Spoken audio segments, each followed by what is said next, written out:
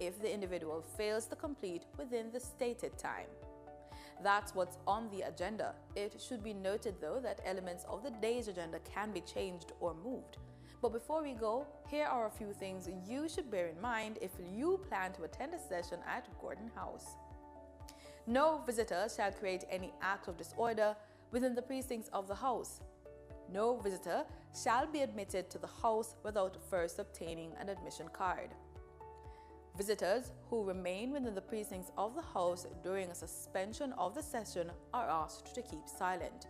No photography, videography, or sketching of the proceedings is allowed unless so authorized by the presiding officer. It's almost time to go to the main event, but before that, let's get the answer to the trivia question we asked. True or false? The Standing Orders Committee shall have the duty of considering from time to time and reporting on all matters relating to the standing orders, as may be referred to it by the House. Is this true or false? It's true. The Standing Orders Committee shall have the duty of considering from time to time and reporting on all matters relating to the standing orders, as may be referred to it by the House. You should know that the permanent written rules under which the House regulates its proceedings are known as the Standing Orders. Here are some interesting bits about Jamaica's political history and current movements.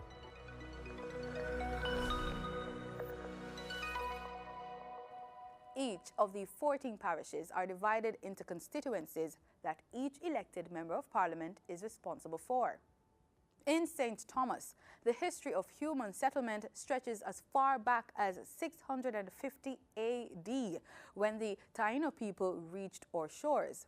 Archaeologists have unearthed Taino settlements at Spanish Wood, Retreat, Belvedere, Cambridge Hill, and Yallas. The history of St. Thomas is most popularly associated with the events of 1865, popularly recognized as the Paul Bogle Rebellion, or March, which led to Jamaica's assembly being dissolved and the island's status being changed to that of a crown colony.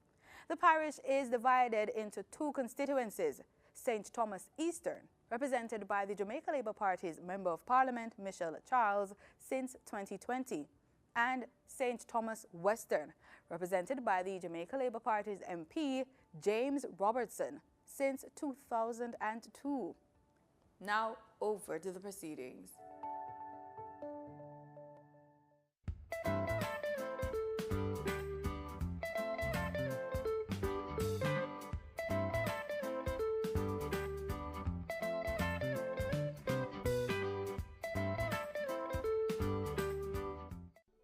Can you imagine getting a marketable skill for free?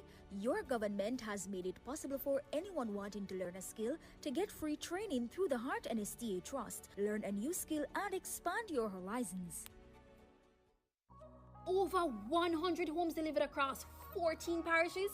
Your government, under the new social housing program, is making home ownership possible for those who didn't even dare to dream. Over the next 3 years, we will be building 1,500 homes just for our vulnerable citizens. Without a doubt, all citizens, irrespective of economic status, deserve a good home. Your government cares. The proceeding was brought to you by the Office of the Prime Minister. Love is love. But sometimes love isn't what we think it is. Just this once, why can't I come first? I know you love it, but there's more to life than having a man, and you really don't need this man. Sometimes you have to fight for love. I get the whole being in love with a wrong man thing. Wait, you mean me? I don't understand how you can even just up and leave us during this storm, Stanley. I need you here. I'm not leaving here without you. Sometimes you have to fight for yourself. When there's trouble in paradise, what do? Mirrors in Paradise, coming soon to PBCJ, the People's Station.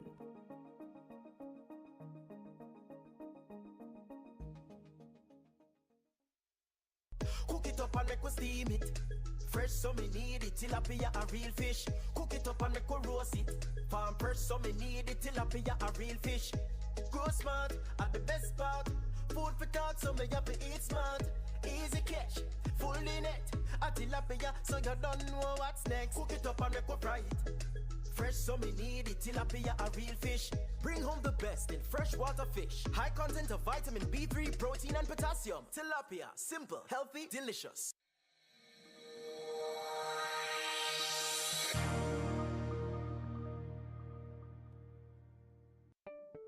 Do you wish there were a way your community could get funding to improve a school, health center, sports program, and more? There is! It's the Constituency Development Fund. Here are a few things you probably didn't know about the CDF and how you can make it work better for you. The CDF policy promotes citizen participation in community development and the protection of taxpayers' funds. It outlines that MPs are to meet with citizens at least once every 2 years to agree on the projects needed. You know, it used to be once a year? We should really go back to that.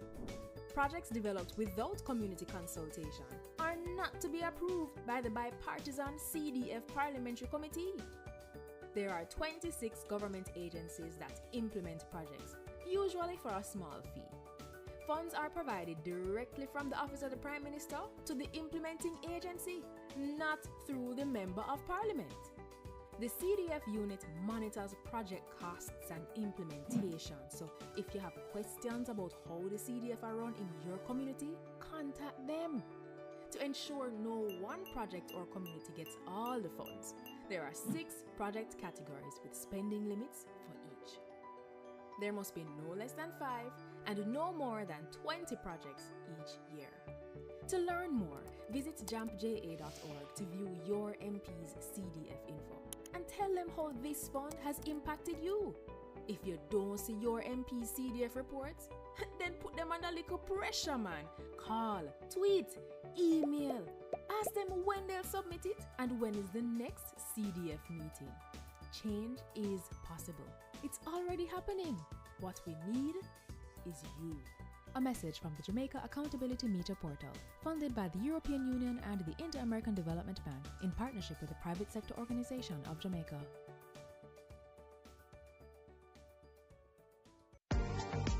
Public passenger vehicle operators and commercial carriers, renew your road license online. It's as easy as 1-2 click. Visit the Transport Authority website at www.ta.org.jm. Choose your license type and click Apply Now. Sign in or create an account with your email address and complete the application process, uploading all relevant documents. Make payment using a debit or credit card. Once your application is approved, the Transport Authority will email you to collect your sticker. Pick up your sticker in office or utilize our courier service. Once the sticker is collected, your digital road license will be emailed to you. For more information, call the Transport Authority toll-free at 888-991-5687.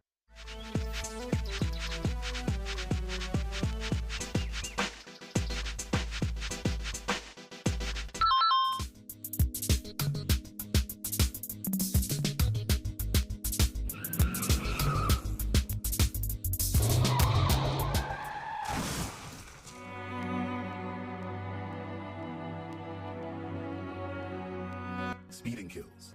Obey the speed limit. A message from the Road Safety Unit in the Ministry of Transport and Mining.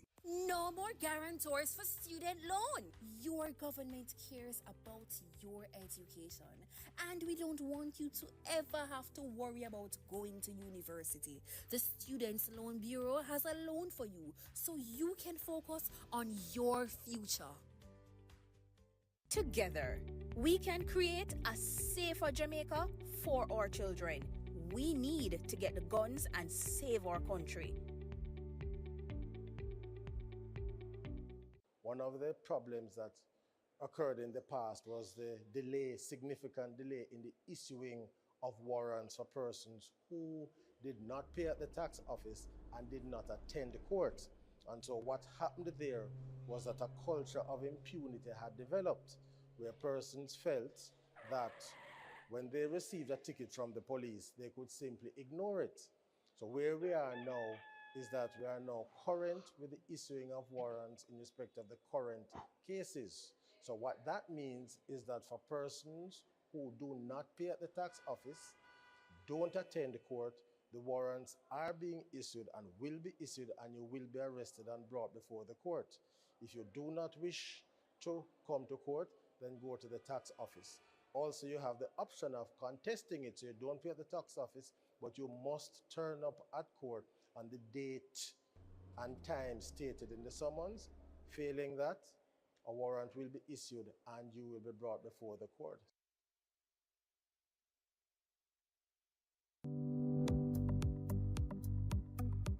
Did you know that a country's high level of unsustainable debt can reduce the funds available to provide quality education and healthcare and build climate resilience? The Caribbean debt crisis hinders our potential to thrive. It is time we unlock our full potential by addressing the debt crisis and promoting climate justice. It will require a collective effort, and your voice counts. Join us in the fight for debt relief, climate justice, and to cancel Caribbean debt for sustainable growth. We care about our minimum wage earners. That is why we increased the minimum from the previous increase of 13,000 to now 15,000. And as our economy continues to improve, you can look forward to even more increases. Your government is caring for you.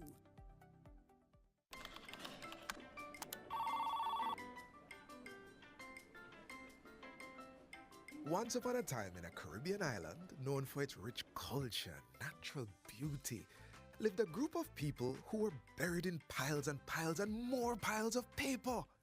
Papers spanning back to the start of time. Then came a bright idea, harnessing technology to work smarter and not harder. The government of Jamaica is improving its operations to serve citizens better. Many services are now available online, and there's more to come. The government of Jamaica, building a better public sector for all. Jamaica, home of the resilient, passionate and hard-working. A people and a nation who have achieved and defied all odds, working to keep their economy growing, their country thriving, from investments made in innovative opportunities and exports demanded globally. We have a vision, now within our grasp, where Jamaica becomes the place of choice to live, work, raise families, and do business. We will not let go of this vision. We will grow. We will overcome these challenging times and look to the future with hope and positivity. These are special times. The world as we know it has changed, but home will always be in our hearts. And in Jamaica, you can always find a home. Think you know Jamaica? Look again. You will be surprised. Apply to the Heart NSTA Trust. Learn a new skill and expand your horizons. Your government has made it completely free to you.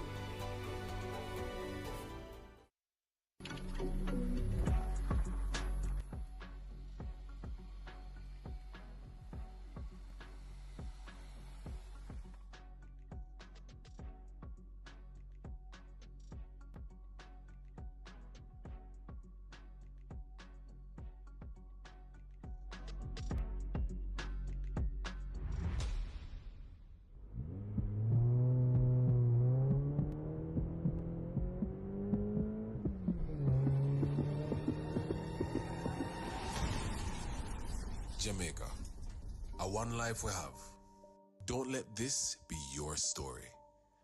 Look out for yourself and others. Too many Jamaicans are dying on our roads. So, slow down. It's not worth the rush. Arrive alive.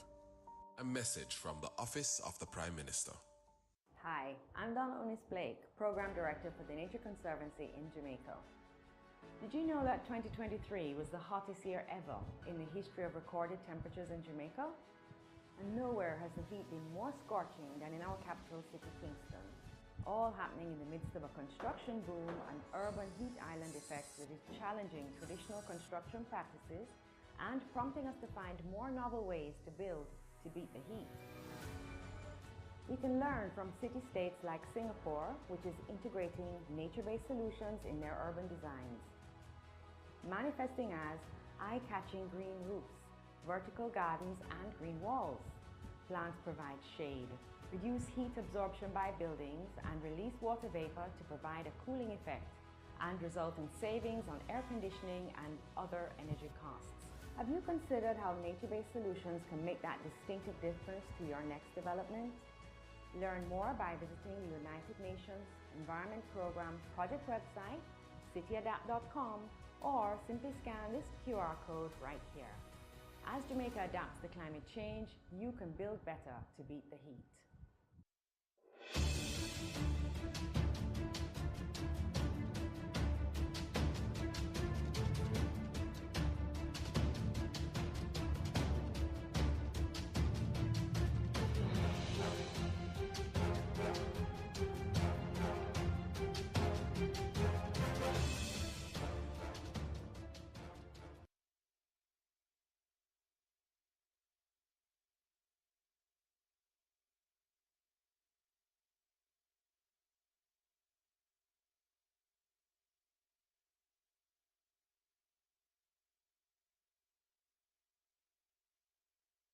Within the same, in true Christian love and charity, one towards another, through Jesus Christ our Lord. Amen.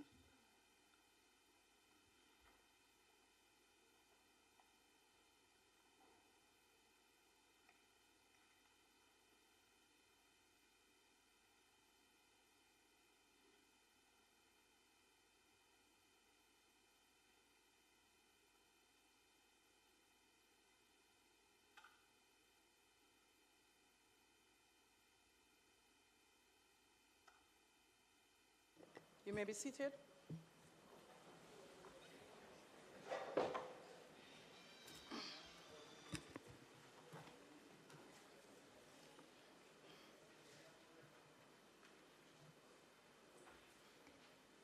This Honorable House now resumes its sitting. It is indeed a great honor and pleasure to welcome all of you to the sitting of the House of Representatives for today, Tuesday, May 21st, 2024.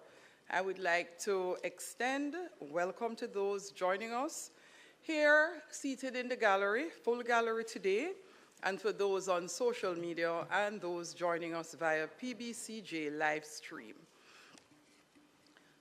Special welcome to Ms. Grace Ann Stewart McFarlane, Permanent Secretary from the Ministry of Justice, officials from the Ministry of Justice and its agencies, Mr. Dermot Spence, Permanent Secretary for the Ministry of Agriculture, Fisheries and Mining, officials from the Ministry of Agriculture, Fisheries, Mining and its agencies, stakeholders of the ministries, members of the Diplomatic Corps, and Jamaica's international development partners.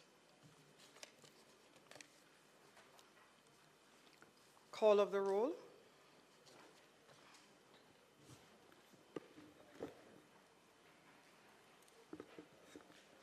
Mr. Clark, Mr. Bartlett, Mr. Holness, Dr. Clark, Dr. Chang, Ms. Grange, Mrs. Williams, Mrs. Malahoo Fort, Dr. Tufton, Mr. Mackenzie, Mr. Chuck, Mr. Vaz, Mr. Charles Jr., Mr. Green, Mr. Morgan, Mr. Hutchinson,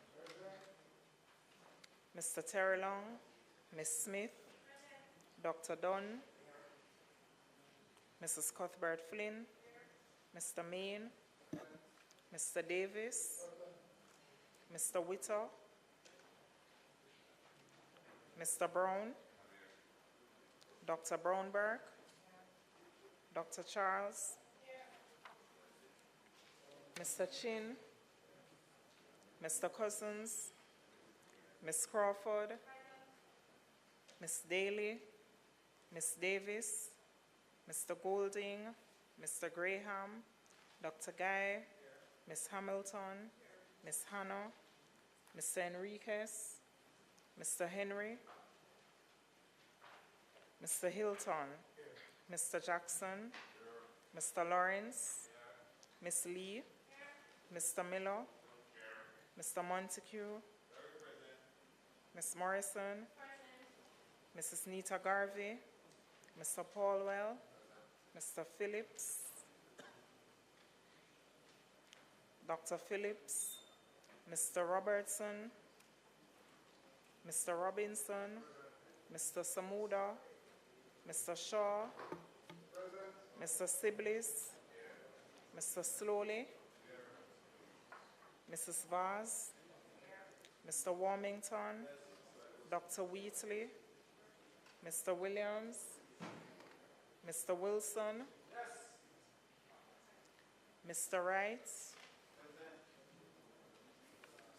Mrs. Malahufort. Thank you, Madam Speaker. Thank you, House Leader.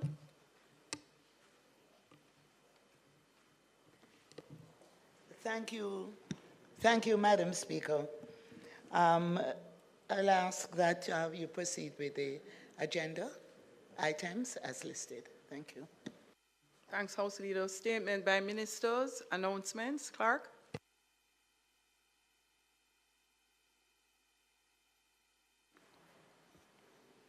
Laid on the table of the House are the following: Annual reports of the Southeast Regional Health Authority for the years 2011-2012, 2012-2013, 2013-2014, 2014-2015, and 2015-2016, along with their related ministry papers numbered 17, 18, 19, 20, and 21 of 2024, respectively. Annual report of the Court of Appeal of Jamaica for the year 2023, along with ministry paper number 22 of 2024. Integrity Commission's investigation report into concerns that Ms. Ava Williams, manager of Jamaica Customs Agency, failed to file her statutory declarations with the Commission for the years 2018 and 2019, along with its indicative ruling. Thank you, Madam. Thank you. Bills brought from the Senate. We will later recommit petitions, papers, reports from committees, notices of motions given orally, questions and answers to questions, motions that may be made at the commencement of public business requiring notice, motions relating to the sitting of the House, motion for leave to introduce bills, presentation of bills without leave of the House first obtained, public business. House Leader.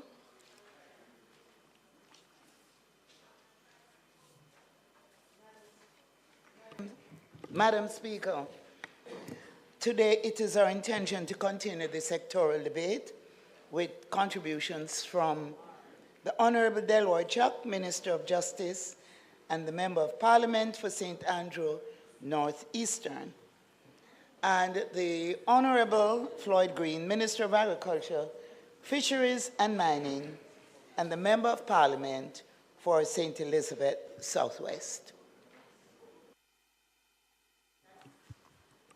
Thank you, Madam Speaker.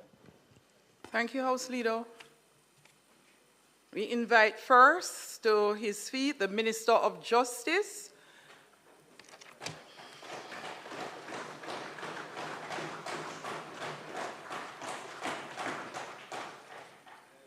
The Minister of Justice represents the constituency of St. Andrew Northeastern. Minister. Thank you very much, Madam Speaker.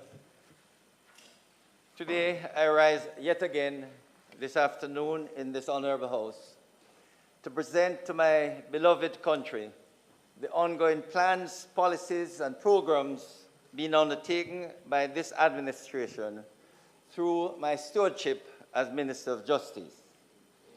Madam Speaker, today's presentation signals my 8th consecutive year as Minister of Justice. A feat made possible by the unbroken 27-year support from the wonderful constituents of Northeast St. Andrew, and the faith and confidence of the Prime Minister, Andrew Holness, in appointing me. Prime Minister, esteemed ministers and members of Parliament, I express gratitude for your unwavering commitment to the prosperity and progress of our nation in what is a dedicated, collective, continuous program towards improving the lives of the Jamaican people by providing justice, transforming lives, which is our 2024 sectoral theme.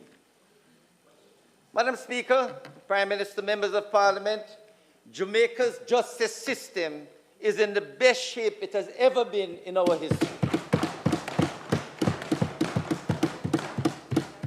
While we still have some way to go for a first-class justice system, the administration of justice and the citizens' access to justice and opportunities to get justice have never been better. And we have many stakeholders to thank for this contribution.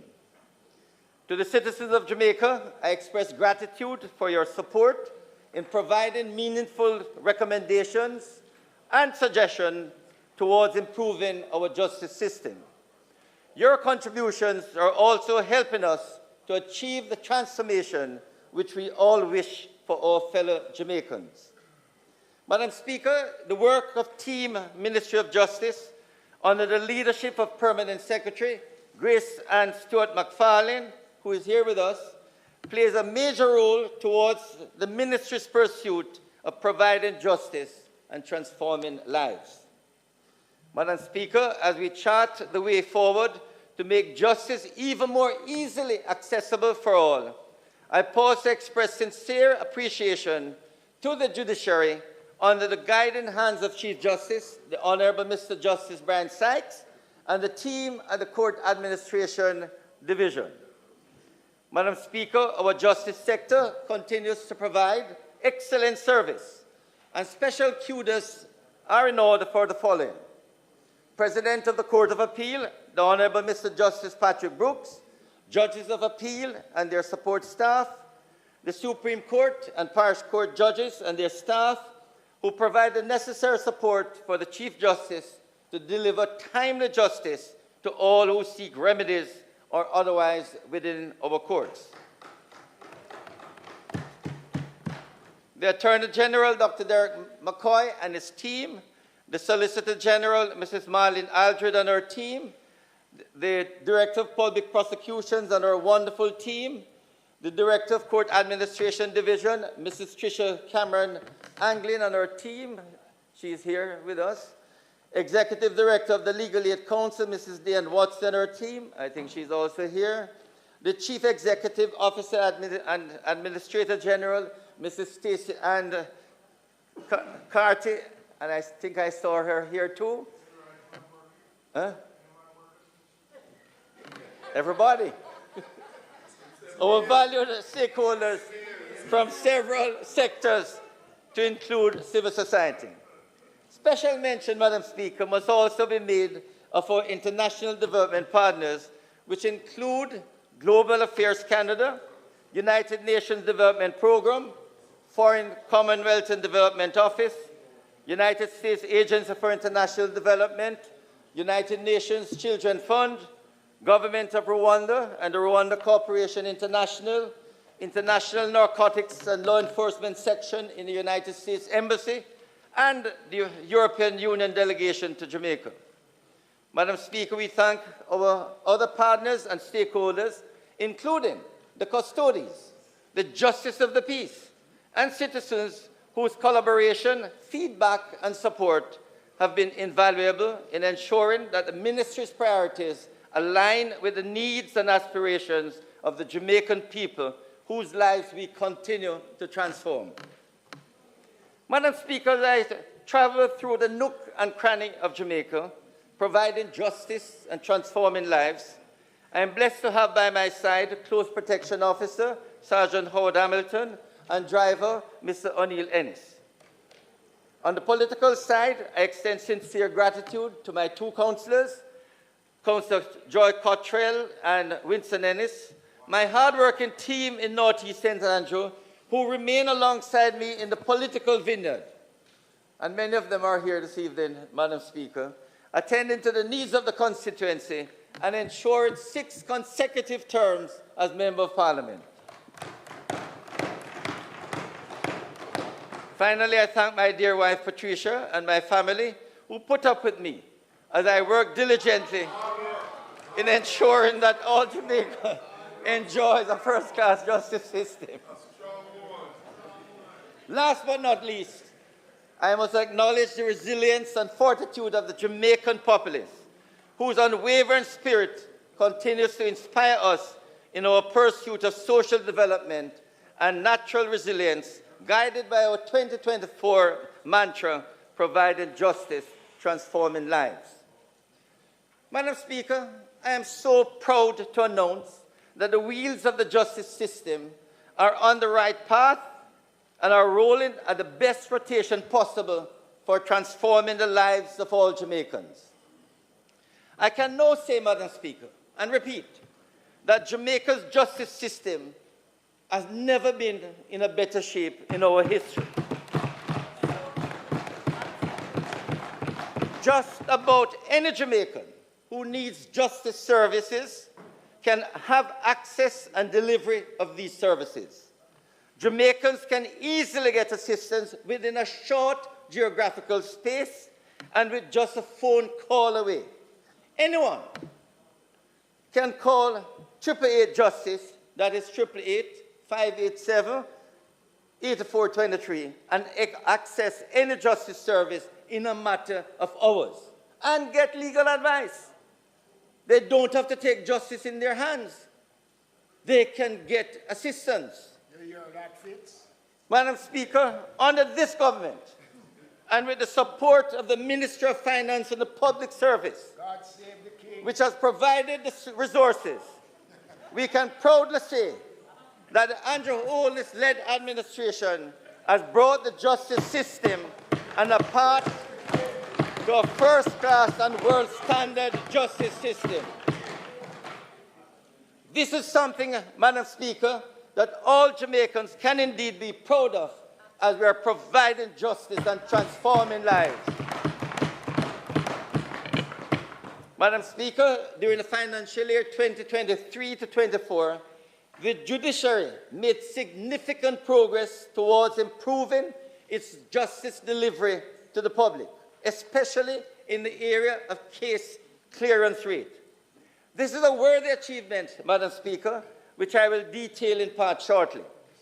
The Ministry of Justice is committed to achieving a world-standard justice system, and we can proudly say that Jamaica now has one of the best court systems in the region and favorably compares with the best court systems in the world. Madam Speaker, under the stewardship of Chief Justice, the Honourable Mr. Justice Brian Sykes, who has just completed his first 4-year strategic plan for the year 2019 to 2023, there have been remarkable achievements across all levels of the courts. In particular, the parish courts are now effectively backlog-free. Madam Speaker, this is a major achievement. The statistics show that less than 2.5% of the cases are in backlog, which means these cases, all civil and criminal, which means these cases have not been tried in 24 months. To put it differently, Madam Speaker, approximately 98% of cases are completed within 24 months. Close to 90% of all the cases are tried and completed within 12 months. This, Madam Speaker, is an outstanding achievement of which Jamaicans can be extremely proud. It means, Madam Speaker, that when they go to the parish courts, they can get their matters adjudicated in a timely manner. Madam Speaker, the likelihood is that before long, 100% of cases will be tried and completed within 18 months in the parish courts. Indeed, Madam Speaker, going forward, the parish court's mission is to complete simple cases within 3 months, standard cases within 6 months, complex cases within 12 months, and all cases within 18 months. When achieved, Madam Speaker, and it will be soon, Jamaica's court system will rank amongst the best the very best. Madam Speaker, over the past years, the Court of Appeal's clearance rate has peaked over 100%, to 111% in 2022 and 118% in 2023. This means, Madam Speaker, that of every 100 new cases filed, 111 or 118 have been completed. Madam Speaker, to understand, although increased cases are coming into the parish courts, into the Supreme Court, into the Court of Appeal, both the parish courts and the Court of Appeal have been able to complete more, that is over 100%, than actually coming. So for every 100 cases that come in the Court of Appeal, 111 or 118 cases are actually completed. And we expect, Madam Speaker, that this steady improvement will continue. Regarding the backlog in the Supreme Court, the clearance rate is not yet 100%, but it is now 76.5% in 2023. However, Madam Speaker, with the new strategic plan, the Chief Justice is projecting that within another 5 years or so, clearance rate in the Supreme Court will be in excess of 100%, and backlog will soon become a thing of the past in courts across Jamaica. Madam Speaker, the Chief Justice has embarked on a new strategic plan for 2024 to 2028, which can be accessed on the website of the Supreme Court. More important, Madam Speaker, the Executive and this Parliament will provide the necessary resources to support this new strategic plan and to ensure that there's little or no interruption in executing the plan. Madam Speaker, we have continued to renovate most of our courts, and indeed, the most recent renovation in Clarendon is a model of what a parish court can become. In other words, Madam Speaker, when you go to Maypen, the Clarendon court, and I don't know how many people have seen it recently, it just looked like a first-class court, you know, properly fixed up. In other courts, Madam Speaker, we have provided improved equipment, technology, and new furniture. And even though more work needs to be done to upgrade and modernize, we can boast that the court facilities are in fairly good condition across Jamaica. Madam Speaker, let me say it very clear. No other administration has given more support and resources to the justice system like the Andrew Holness administration. Madam Speaker, the Andrew Holness administration has not only given support, resources, but also support the judiciary in many ways. From 2016 to 2023, the number of appeal court judges increased from 7 to 13, almost double. Supreme Court judges increased from 30 to 42. Masters and chambers from 4 to 8. And parish court judges from 50 to 71. In addition, Madam Speaker, we increased the number of prosecutors from 42 to 58. Madam Speaker, it shows the commitment of the Andrew Holness administration to ensure that the justice system gets the resources it needs.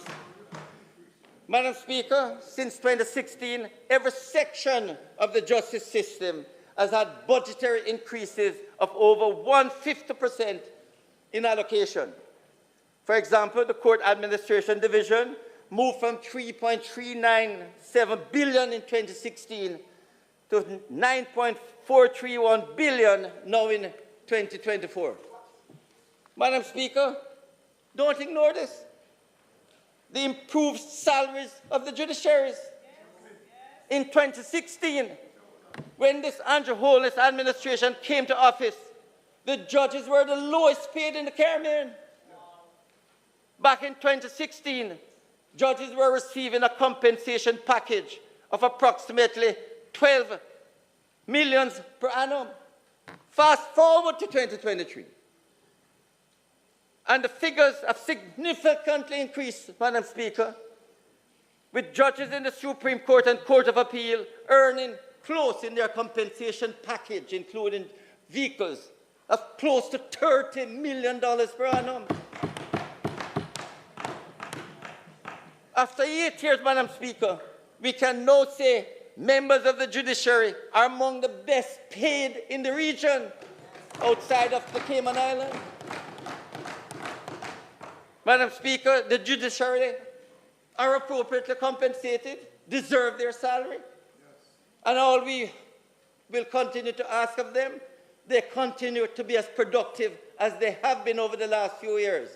What is interesting, Madam Speaker, the judiciary have got so much support from this Andrew Holness administration, their salaries. In the three arms of government, the executive, the parliament, the judiciary is the best paid. And I can tell you, at the Supreme Appeal Court level, the judges earn much more than ministers and prime minister. At the parish court level, they would earn much more than members of parliament. And that is likely to be adjusted soon, I hope. That is the parish court judge's salary. It is essential to understand, Madam Speaker, that these improved compensation packages align with what is happening in the public sector. They reflect the exceptional performance of our judiciary, which has elevated our court system to be one of the best in the Caribbean and one which resonates with global best practices. Madam Speaker, we continue to improve all the courts, and shortly we will be putting in solar panels. We have started at the Sutton Street and the halfway tree courts, and we hope to put solar panels in most of the courts across Jamaica. This, Madam Speaker, will ensure that we move towards the greener environment which the government is pursuing. Madam Speaker, the ministry is well aware of the challenges facing the jury system. We have had several discussions with our stakeholders on ways to improve this important arm of justice. I am pleased to announce, Madam Speaker, that Cabinet has approved an increase in the stipend for jurors. Each juror whose name is called for any circuit will be paid $2,000 for each day that juror attends circuit, or $2,000. Jurors who are impaneled and who serve on a case will now get $6,000 instead of the present $2,000, a 200% increase. Madam Speaker, this is necessary because a lot of jurors, especially in the rural areas, have to take taxi from way in the hills down to the town. They spend money to get there. Yes, sometimes they are not empaneled. So we think it's appropriate that once they are served with a summons to come to court, and your name is called and you're there, you can be reimbursed $2,000. If you serve for the day, you get $6,000. And I think very shortly, Madam Speaker, we will come with the regulations to change it so that hopefully shortly it will be, executed. Moreover, there has been major improvement, Madam Speaker, in the delivery of judgments right across the courts. Most judgments are now delivered within 6 months, and that is something that we can be proud of. Madam Speaker, when I came here as Minister of Justice, judgment debt was a major challenge. I can tell you, Madam Speaker, there were lawyers who were begging me. The government owes them millions of dollars. And I thought, Madam Speaker, it's unfair. They get the case settled, they have a judgment, and yet they couldn't get their money. So, Madam Speaker, under Minister of Finance Aldershaw in 2017, we urged him to let us have enough to pay up the judgment debt. And in 2017-2018, we got $1.5 billion and paid off all the backlogs.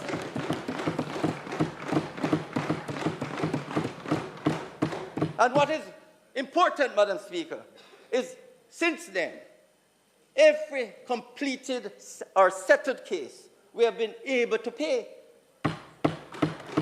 So no one can say that they win a judgment or they have a settled claim and they don't get paid. Indeed, Madam Speaker, 2023, the government provided us with $750 million to pay judgment debt. We paid out $530 million for all infractions and returned $220 million back to the government. We want to make sure, Madam Speaker, that when people sue the government for whatever infractions, that they get their money. And under this administration, we have done it for the last 8 years. And indeed, the Ministry of Finance, the government, has provided us with $680 million this year. Last year, we paid $530. So people have suits against the government.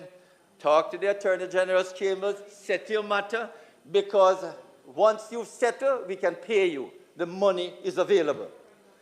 Madam Speaker, there was also the case when I came to government that persons who did legal aid matters, many lawyers kept telling me how they're owed hundreds of thousands of dollars, millions of dollars, and they weren't paid. What I can tell you, Madam Speaker, is that since I've been Minister of Justice, every single lawyer who has done work for the government has got their money. All the gang trials, they come and they plead how much they need to do these gang trials, we settle, and not one of them can say they didn't get their money. Every single lawyer who has done cases for the government due to counsel have been paid. And I say, Madam Speaker, I want to thank Mrs. Diane Watts, who is here with us, who has done an excellent job at the Legal Aid Council in ensuring that we have enough lawyers empaneled on the legal aid roster so that people who need advice, people who need representation in the courts can get it without any problem. And as soon as the case is finished, they send in their certificate, they can be paid. You know, interestingly, Madam Speaker, for the last 3 years, come January, February, I have to ask Mrs. Watson to call the lawyers and make sure they're sending their bills because we have money we want to pay them the last 3 years. So every single one has been paid. And we are proud of that, Madam Speaker. But more so, the Legal Aid Council has, the Global Canada gave us two additional buses. So we have 3 buses. We use these 3 buses to go right across Jamaica, schools, various events, and I've traveled with them across all the parishes so that they can provide legal advice. Anyone who needs any legal information can get it from them. And so, Madam Speaker, we have increased the number of duty counsel who have been empaneled, and I can say, Madam Speaker, that everyone now who needs a lawyer at the police station, a duty counsel, or one in court, they just need to call the Legal Aid Council and they're provided with an attorney. Madam Speaker, in 2016, we paid out $156 million for legal aid services, and last year, it more than doubled. We paid $381 million to attorneys. And, Madam Speaker, the payments to the lawyers have actually doubled. So more persons who want to be on the roster can now speak to the Legal Aid Council and get on the roster. Madam Speaker, I'm extremely proud to announce to this Honourable House that with the assistance of some key partners, Global Affairs Canada and UNDP, the Legal Aid Council was able to assist 300 persons living with disabilities to access justice services which they would not normally be able to access. This was at the inaugural Legal Aid Fair for the persons with disabilities held at the Harmony Beach Park in Montego Bay. Madam Speaker, we are providing justice and transforming lives. Madam Speaker, with the enactment of the Disabilities Act 2014 and our focus on equity, access, and participation, the Ministry of Justice remains committed to reaching the most vulnerable among us. We have been making representation for mentally challenged inmates within the prisons and who have been locked up for many years. And last year, the council assisted in getting 2 mentally ill inmates released. And shortly when you get the booklet, you will see how the families were so happy that their father or grandfather, who was in custody for 30, 40 years, have been released and now living with them. So, Madam Speaker, apart from that, the council has implemented training sessions in the Jamaica Sign Language for attorneys to address the gaps that exist and to reach persons living with disabilities, specifically the deaf. This, Madam Speaker, is providing justice and transforming lives.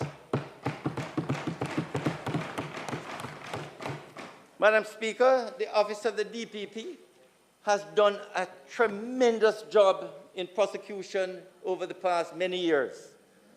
They have done some very high-profile cases of varying complexities and lengths.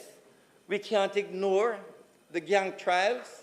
We can't ignore some of the high-profile murder case, the Beatrice Stout MacDonald, Shanika Gray, and recently the Collymore case, where the prosecution, Madam Speaker, it was so good to hear the families of the victims speaking about how well the DPP office did in prosecuting the case and the confidence that they show in that. What is interesting, Madam Speaker, is that the DPP has been able to use the plea bargaining act to get many of these convictions so that persons who may have participated in the activity, the criminal activity, were able to plea bargain and agree with the DPP to be able to give and present evidence. And I hope, Madam Speaker, that more of this will be done.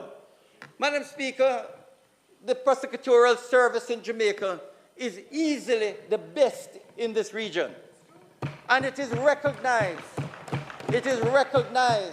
by other jurisdictions who invite members of the DPP to make presentations. And Madam Speaker, notwithstanding what may happen over the next year or so, next few weeks or months, I must give credit to Paula Llewellyn. She worked hard, her commitment, her sterling service and professionalism ensured that all of the prosecutors and town councils are definitely up to par and some of the best in the region. Madam Speaker, I can say that we in Jamaica, all victims of crimes, can be proud of the work of the DPP's office. They are doing a fantastic job. Madam Speaker, my last sectoral presentation, I went at length with the Administrator General. We congratulated the outgoing Administrator General, Mrs. Lorna Brown, and we're happy to report that our new CEO, the new Administrator General, is Mrs. Stacey Ann Carty. We expect the same exceptional customer service to continue under her leadership, serving all its clients in keeping with the government's service excellence standards. In 2023, the Administrator General won several customer service awards from the Jamaica Civil Service Association as the team members continue to work at providing justice and transforming lives. We congratulate Mrs. Opal Bryan for achieving the Management Award and Senior Case Officer Mrs. Ruth McGrother for the Middle Management Award. The department, Madam Speaker, has 5,109 active estates and 935 inquiry cases in administration, including 338 new cases for 2023-2024. Over the past 5 years, Madam Speaker, the department has taken on an average of 360 new cases per year and closed an average of 420 cases per year. Madam Speaker, there's no doubt that the Administrator General has improved significantly, and yes, the previous Minister of Justice, we did agree and put in that they can now give their, letter of administration. And that is working beautifully, because within 3 months, these letters of administration can be, and the estate can be dealt with. Where we have a problem really right now is to get the beneficiaries to come together and agree how the thing should be apportioned. Because what I'm planning to do, Madam Speaker, is to get a mediation department in the Administrator General's department to deal with all these beneficiaries who curse one another as to what portion they should get, even though the law is there to tell them what portion they are to get. So, Madam Speaker, we have properties, over $50 billion worth of property that we want to give to the beneficiaries. But you know it. No, we're planning to put mediation. I've been down there. We need some mediation restorative justice to get the parties together. But what is more, Madam Speaker, the Administrator General and with MOJ, we go across the island urging persons make a will. People don't like making a will. But we urge them to make a will because it stops the problem of fighting over deadlift. Because, Madam Speaker, deadlift is a major cause of violence in this country, major cause of death. And we are still working hard to ensure that persons stop fighting over land, fighting over deadlift, fighting over everything. Especially in our British part. And it's very important, Madam Speaker, that we deal with this. But, Madam Speaker, if there's one area that I'm really, really proud of, and that is the social justice section of the Ministry of Justice. We have done remarkably well taking alternative justice service right across Jamaica. We were able to visit 28 churches, 42 schools, impacting 500 children and thousands of Jamaicans during my parish tour in 2023, where I went to every single parish across Jamaica. In my presentation last year, Madam Speaker, I mentioned the Social Justice Division of the ministry. It houses restorative justice, victim services, child diversion, and mediation to coordinate the delivery and efficiency of these programs under the theme Providing Justice and Transforming Lives. Madam Speaker, I can say that RJ, restorative justice, is now widely accepted as absolutely transformative when parties participate in RJ circles, accept responsibility for their action, and commit to repair the harm done. The remarkable success rate of more than 80% demonstrates that when parties commit, their lives indeed can be transformed and relationships can be healed and restored. Madam Speaker, the real challenge is to have more Jamaicans who are in relationships that are marred by conflict or any form of abuse to take up these alternative services offered by the ministry. We have victim services, Madam Speaker, child diversion, and in truth, Madam Speaker, they are providing not only the service, but healing lives, transforming lives. And Madam Speaker, we are very proud of these services being offered by the ministry. Madam Speaker, the team members, we are urging members of Parliament, all members of Parliament, if you have a community meeting, we can get our team members from RJ, victim services, mediation, child diversion, to come and sensitize your community about these alternative justice services. We are doing it in the schools, in the churches, but we want to do it in the communities. So we are appealing to all members of Parliament. If you have a community meeting, let us know. just give us a schedule and we will visit and speak about these services. Madam Speaker, as I say, restorative justice continues to be the flagship programs within the Social Justice Ministry, its division of the ministry. It seeks, Madam Speaker, to resolve conflicts by having all parties involved in the incident, as well as the community, engage in a circle with a focus on restoring the relationships. This, Madam Speaker, fosters a more peaceful and harmonious society. The program has maintained a high success rate and remains readily accessible to all citizens in all 14 parishes. This has been done through public awareness campaign, restorative practice trainings, and sensitization sessions across civil society, schools, churches, and communities. Madam Speaker, in 2023-24, the hard-working RJ staff and dedicated facilitators conducted more than 2,300 case conferences for referrals concerning harms or crimes committed. A total of 1,853 agreements were signed, which in most cases, Madam Speaker, restored relationships between the disputing parties.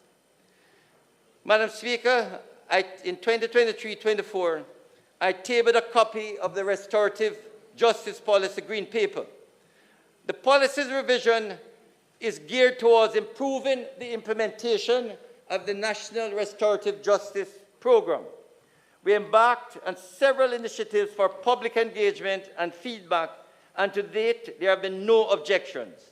I'm looking forward, Madam Speaker, to tabling the white paper during this financial year with a view to have an updated Restorative Justice Act shortly thereafter.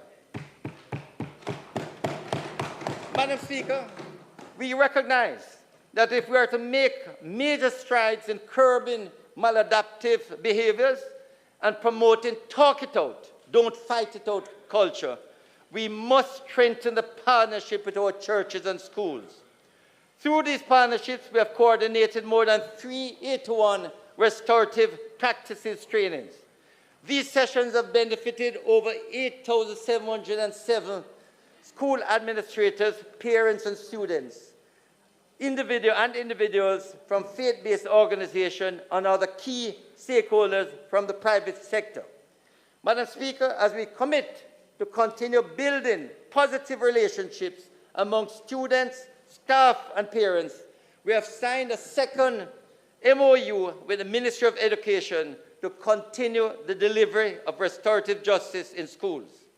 Madam Speaker, we are ensuring that restorative justice remains a solid alternative for Jamaicans to resolve conflicts with 400 trained facilitators, with another 140 in training, and more than 20 justice centers island-wide. Madam Speaker, I want to introduce, if you look at the inside cover of your booklet, you will see Bishop John Thorpe. Bishop, just stand up for me, please. Huh? With your leave, Madam Speaker.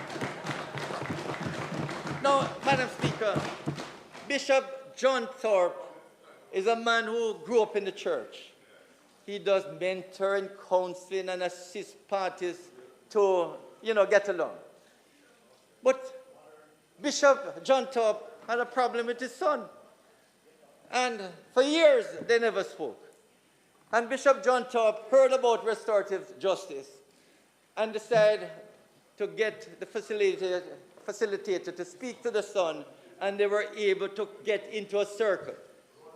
And Madam Speaker, Bishop Thorpe will tell you now, he and his son, after years of not speaking, now speak 2-3 times per day. And he's here, Madam Speaker, because he's now the best advocate of restorative justice. He tells everyone who have conflicts that they should really go to the restorative justice facilitator to heal the conflict between them. Thank you, Bishop. So, Madam Speaker, this is a program that works. The main challenge is to get persons, whether they're in their bedrooms or in the homes, in the neighborhoods, you have a problem. Get a restorative justice facilitator to help you, to heal the problems. Madam Speaker, the other area is child diversion.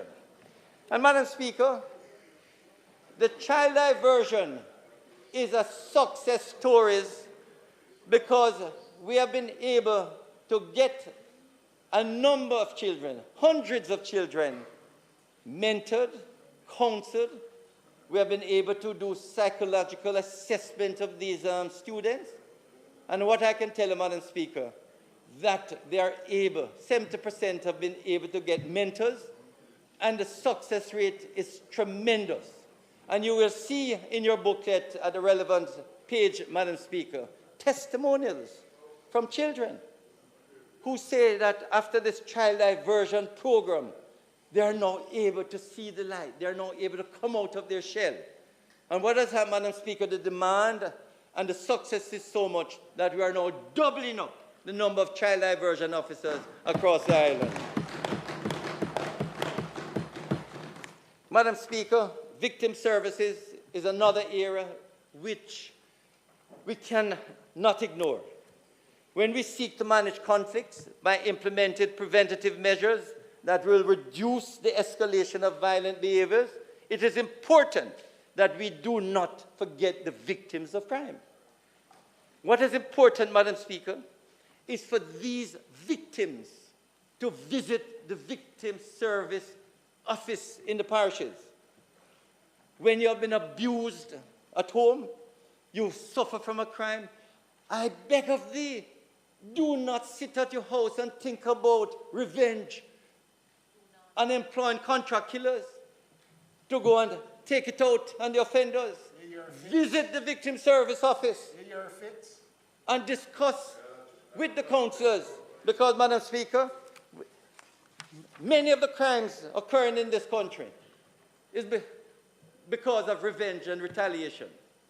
We are urging the victims of crimes, of abuse and so on, go to the victim service offices, get some support and counseling, and where appropriate, we refer the victims and hopefully the offender to restorative justice. Madam Speaker, we cater to many children. Unfortunately, with the help of the Warnock Group, sponsored by the United States Aid, we now have 2 child-friendly spaces, one in Manchester and one in Portland, which were opened last year. These, Madam Speaker, are very important because these children, we are trying to keep them away from the formal court system, and hopefully they are able to give their evidence from these child-friendly spaces. The other area, Madam Speaker, which is of great importance, is mediation. Mediation is a conflict resolution tool that allows disputing parties to discuss their grievances in the presence of a neutral third party who is a certified mediator in order to arrive at a jointly agreed solution. Madam Speaker, former president of the Jamaica Teachers Association said, there's too much anger everywhere, and we're going to try to fix that and get rid of it. Mediation and conflict resolution are critical. I agree with that, Madam Speaker. We need, when there's conflict, some form of conflict resolution, and mediation is another, like restorative justice, to really get the parties together to resolve their problems. House Leader, the Minister's time for speaking has expired. Madam Speaker, I now ask that the standing orders be suspended to enable the Minister to continue his speech to its conclusion, notwithstanding the time limit on speeches. Question is that the Minister be allowed 20 minutes to complete his presentation. Those in favor? Those against? The ayes have it. Minister, 20 minutes. Thank you very much, Madam Speaker, and thank you very much, colleagues. Madam Speaker, we are pushing for mediation. Last year, we have now doubled the fees so that in the parish courts, if parties are referred to mediation, especially in civil and family cases, and they can't afford a mediator, the Ministry of Justice is now providing doubled from 10,000 to 20,000 so that both parties, if they can't afford it, can go to a mediator, and this has worked. Having paid out 10,000 in the past, Madam Speaker, in this fiscal year, we are now paying out 20,000 instead of 10,000. Last year, we paid out 9.2 million, and it may be we were happy to pay out more once we can get mediation to resolve the disputes and reduce the burden within our courts. The mediation program, Madam Speaker, is in partnership with the Dispute Resolution of Jamaica, and we urge parties in dispute to use mediation. And Madam Speaker, it works. We have data to prove it. An internal study conducted by the ministry, which garnered data from the program during financial year 22-23, revealed that 92% of mediated cases were resolved within just 40 days. From the point of referral, with an overall success rate of 87%. Of the participants who benefit from the financial support provided, 79% felt that the mediation process was fair, while 88% indicated that they would recommend mediation as a way of resolving disputes.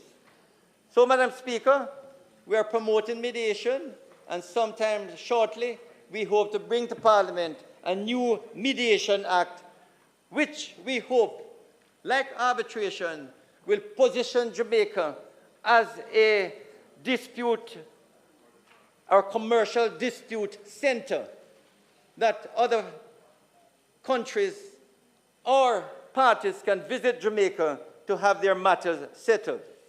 Madam Speaker, the ministry is definitely providing the financial support and the legislative program to ensure that individuals and companies can use various dispute resolution to arrive at mutually acceptable agreements. Madam Speaker, justices of the peace, we have over, and Saturday night I participated in the commission of over 100.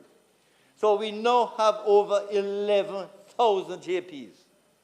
Madam Speaker, this is almost doubled since I have been Minister of Justice. And we want more JPs. The only thing we ask of JPs is that they are of unquestionable integrity and they are committed to make themselves available to provide service to the community. What we want, Madam Speaker, is that these JPs should be the real focal points to get justice information, to be the advocates not only for justice, but of peace within their communities. As I go across and speak to justices of the peace, Madam Speaker, I urge the JPs to really band together, to be the light, the real leaders in their communities, because they're the ones who can stop a lot of the conflicts, assist in ensuring that there's calm, harmony, and peace within their communities. And Madam Speaker, that is why I'm pushing these justices of the peace, and we have regular sensitization sessions for these JPs. We have had many persons at these sensitization sessions, and last year they had programs on the bail process. Madam Fort gave that one on the bail process, and also on constitutional reform, on the Sexual Harassment Act, on legal aid, and passport immigration. The Accountant General came and spoke, and the Administrator General's Department and the Estate Planning come regularly to speak to thousands of JPs on a regular basis. The point, Madam Speaker, is that we want our JPs to be better informed, to be the portal for information. So when you need justice information, they can go to a JP, and as I say to JP, If you don't know, just say you don't know. Call 888-587-8423 and get a service from the Ministry of Justice. We can put on the person, not only to the various alternative justice programs, but can also provide the necessary legal advice. Madam Speaker, when I came in 2016, we had only 56 notary public. I'm pleased to say we have almost doubled them now. We have 109 notaries right across Jamaica. And I think this is important, Madam Speaker, because people sometimes ask, how can I find a notary? And in the past, it used to be a closed shop. But now we have doubled it, and we hope to appoint even more. Another area, Madam Speaker, is expungement. And this is an area sometimes of great, great concern. A number of persons apply for expungement, but we have limited it to a few cases, and also the sentence must not be over 5 years. Madam Speaker, it's an area that we are looking at carefully because there are many persons who have had a sentence over 5 years, sometimes 10, 12 years. They have served their sentence, they're in their communities, they have lived 20 years without any further conviction, and we need to really examine carefully whether those cases an expungement could be provided. It is a matter that I'm taking to Cabinet and have discussions before I take it to Parliament. Madam Speaker, I would like to thank Bishop Wellesley Blair, who served for 32 years as a member, the last 3 as chairman. Madam Speaker, an area that we provide Minister Clark with some funds at TAG are the marriage licenses. A number of tourists come here and get their marriage license, and they pay, some money. 9,000 licenses were granted by the ministry, Madam Speaker, and it seemed to increase every year. And 36 million was paid at TAG by the ministry. Madam Speaker, the Justice Training Institute. The Justice Training Institute, we would like to thank Mrs. Karen Campbell-Basco, who faithfully led and served the JTI, and she moves now to the Administrator General's Department. She has done some good training of stenographers and also of the Justices of the Peace. And I want to thank her sincerely for the tremendous work that she did. Madam Speaker, technology is an area that over this fiscal year, we're hoping that with the help of Rwanda and Synergy, that we can move quickly towards a paperless system in the courts. We are hoping it can start during the course of this year and hopefully can be completed within a matter of another year or so. Madam Speaker, we want this integrated electronic case management system that pull together the police, the DPP, the forensic labs, and all the various departments of government with the court so that everything is done electronically without the need to have files and paper being transported or even being seen in the courts. Couple years ago, I went to Rwanda, Madam Speaker, and it's a pleasure to go in the court and you see no paper, no books. Everything is done electronically. Madam Speaker, in terms of the infrastructure, we have and will continue to improve the courts. My greatest disappointment is that we have not yet put in the courts in St. Catherine, St. James, Trelawney, Manchester. But these are still being worked on, Madam Speaker, under the PPP. But we continue, Madam Speaker, to improve the facilities and the ambience of our courts. As I intimated earlier, we will put in solar panels in all the courts. We have started at the Halfway Tree Court and also at Sutton Street. You can see on your screen, these are the panels at the Halfway Tree Court. And we're hoping that in June, they will be commissioned. And Madam Speaker, the likelihood is that they could save as much as 80% of the electricity cost, if not more. and may be able, because they don't really open on Saturday and Sunday, to sell back some to JPS. These, Madam Speaker, is what we are hoping can be achieved. So, Madam Speaker, one new court we hope that will be opened this year, and that is the St. Thomas in Morant Bay. The urban centre is being developed. And that new court, Madam Speaker, will be hopefully opened in this fiscal year. In addition to the over 300 million that we will be spending to improve all the other courts. But we are hoping that the St. Thomas Court will be the state-of-the-art court. You know, Madam Speaker, when I went out there a month ago, I saw the court being built, and I asked the contractors, when did you start? And they said, March. And I said, a year and you only go on the second floor? They said, oh, it's March this year. After about 2 months, they had gone to the second floor. And they plan to give us the court by September. By September. And all we have to do now is to fit it out. And hopefully, by early next year, it will be opened. So that court, Madam Speaker, will be a state-of-the-art facility for transforming the delivery of justice in that part of the St. Thomas Parish.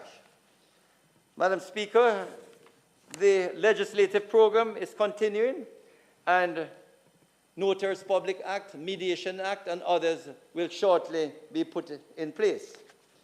In conclusion, Madam Speaker, let me say that this Andrew Holness administration, with the help of Minister Clark, and I have to big him up because what I can tell you, everything we asked the Ministry of Finance for, we have got. And as I say,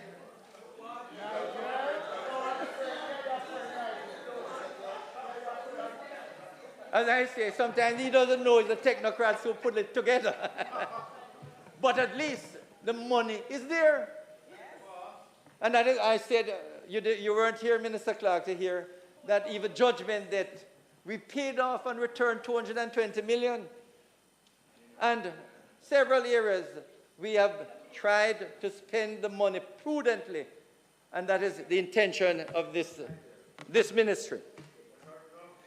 But, Madam Speaker, in closing, we need to emphasize that the justice sector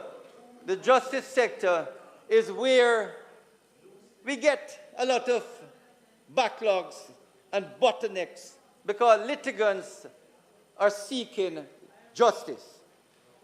And surely, Madam Speaker, the justice sector is aware that the more matters that can be completed, they really help litigants in getting on with their lives. Madam Speaker, the record shows that great strides have been made over the past 3 to 4 years. The Ministry of Justice has been consistently working at providing justice and transforming lives. Still, Madam Speaker, much more needs to be done. The court system is significantly reducing the backlog, but we still have a far way to go. Litigants can play their part by using alternative justice services, such as mediation, restorative justice, and so on, to settle matters. The public is urged to remember that mediation offers a win-win outcome, while a court decision is a win-lose outcome. And even the most hopeful for a successful court decision are sometimes left disappointed and devastated with an unfavorable court decision. It is in the interest, Madam Speaker, of the economy and the general society for matters to be resolved promptly in the courts. In civil, family, and commercial disputes, hundreds of billions of dollars may be on hold as a parties await a court decision. And that is why I have to thank the Chief Justice and the judges who are working to be more productive in getting these cases completed in a timely manner. Yes, Madam Speaker, the judiciary is playing its part to deliver timely justice, and it is now appropriate for other stakeholders, attorneys at law, litigants and witnesses to help the process to get matters cleared up. Madam Speaker, even matters that are not tried in open court, such as divorces, probates, and modification of restrictive covenants, if the documents are filed correctly, then the matters can be completed in weeks or months rather than years. Indeed, Madam Speaker, many probates and divorces are now being completed between 8 and 20 weeks, and that should become the norm.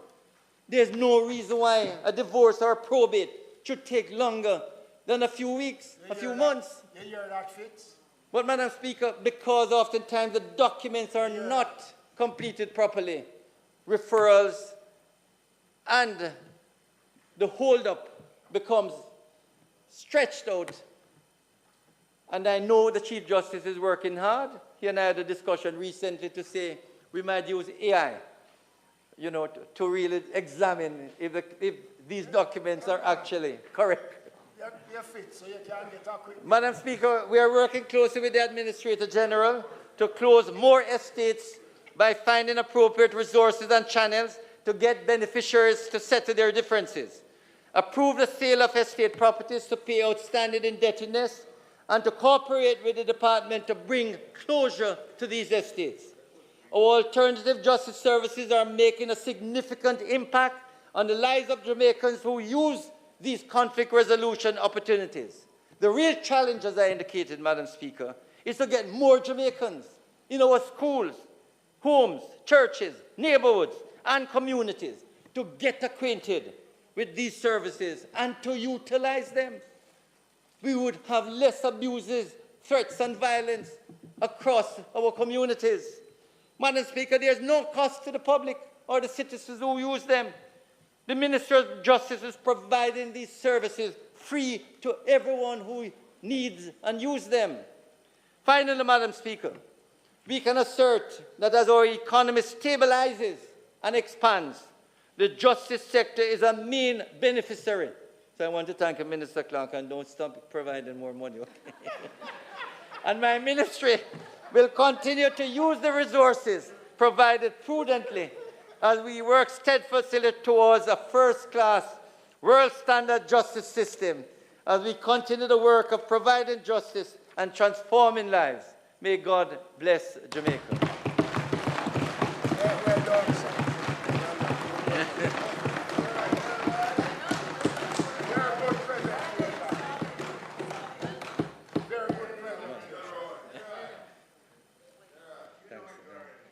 And you like the passport part, don't you?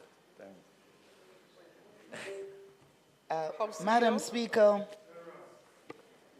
excellent presentation by Minister Chuck. I now ask, Madam Speaker, for you to invite the Honorable Floyd Green, Minister of Agriculture, Fisheries and Mining, to make his presentation. Thank you.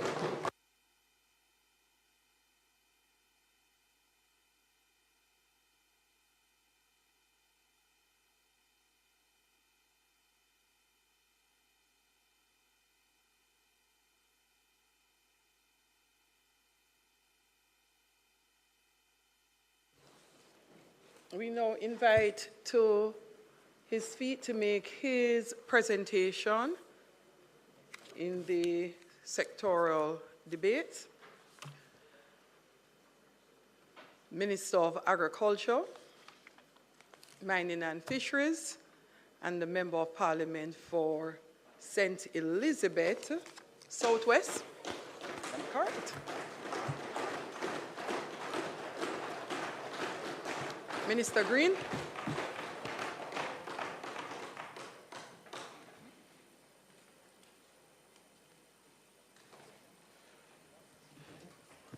But those who hope in the Lord will renew their strength. They will soar on wings like eagles. They will run and not grow weary. They will walk and not be faint. Isaiah 40, verse 31. Madam Speaker, I'm acutely aware that I'm able to stand here in this moment because of the enduring mercy of God and the countless blessings He continues to bestow upon me. I'm also grateful for the many persons I come across who have indicated that they have whispered a prayer on my behalf. I am truly humbled and honored to be able to address you once again as the Minister of Agriculture and Fisheries, and of course, mining.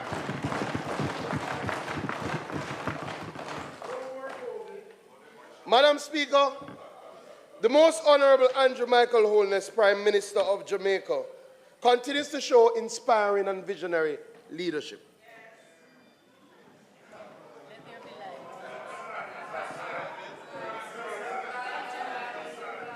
Minister Green.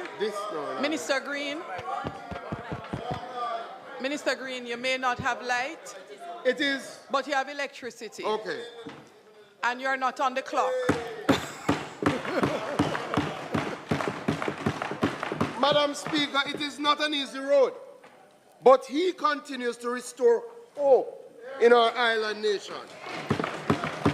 And I'm grateful that he has given me the opportunity to steward these critical areas.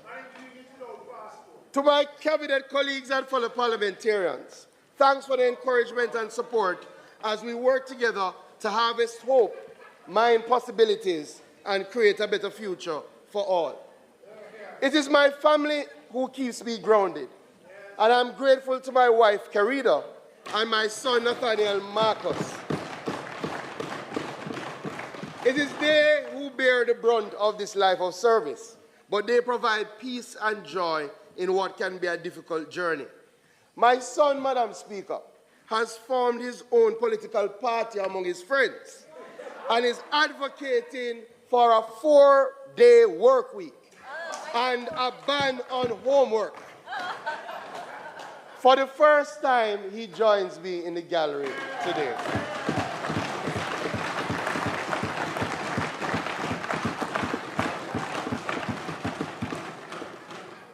Madam Speaker, I'm privileged to work in tandem with State Minister, the Honorable Franklin Whittle. He is a steady, calm, experienced, and reassuring force. He has marshaled his assigned areas with great skill and is a tremendous asset. Additionally, our astute and talented, hard-working permanent secretary, Mr. Dermot Spence, continues to provide strategic leadership to a team of competent senior managers and committed staff at the ministry and across all our agencies. Madam Speaker, it is often the dedicated individuals working behind the scenes who make this possible. I wouldn't have been able to stand here without the work of my communication specialist, Kenisha Campbell, Executive Assistant Malika Morgan, Secretary Joan Clark, Office Manager Kenroy James and the entire office team, Close Protection Officer Roxroy Montague, and Rasta, my driver.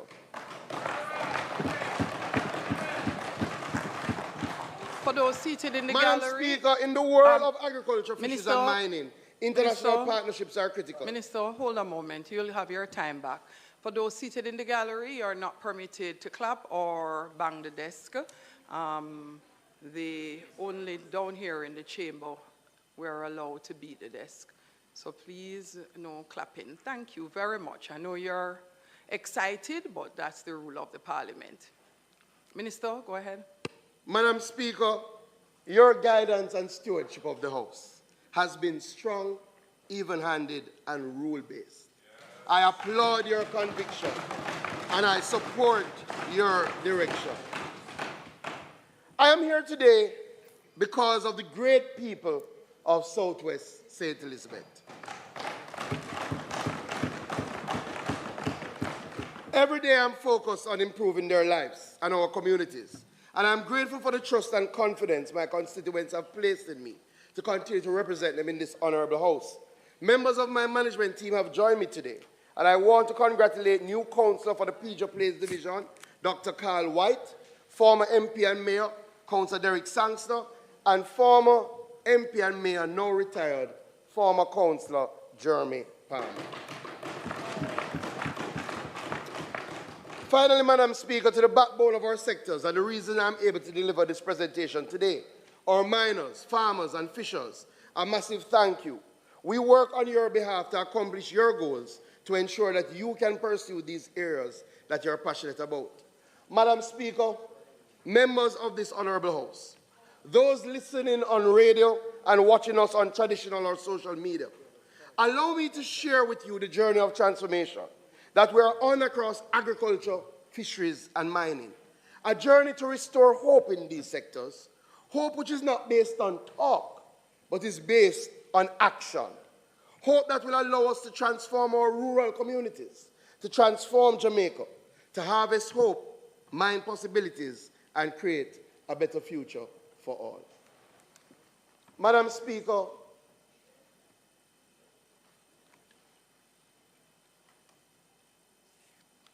we do have a video insert, but I know we've been having some technical challenges. So I will just wait to see if it comes up.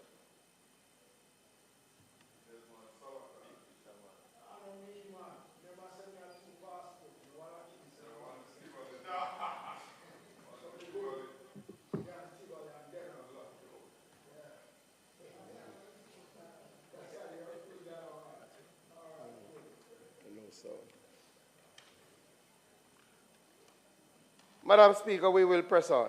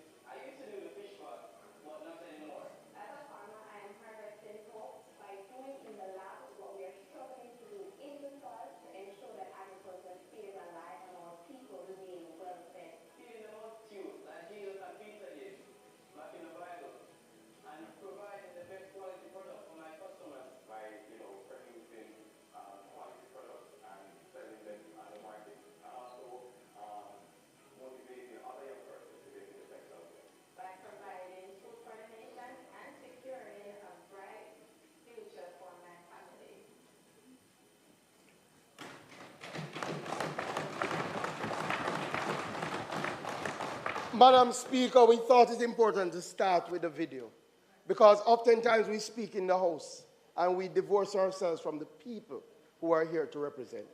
Madam Speaker, our journey on this side is truly to harvest hope, to mine possibilities, and to create a better future for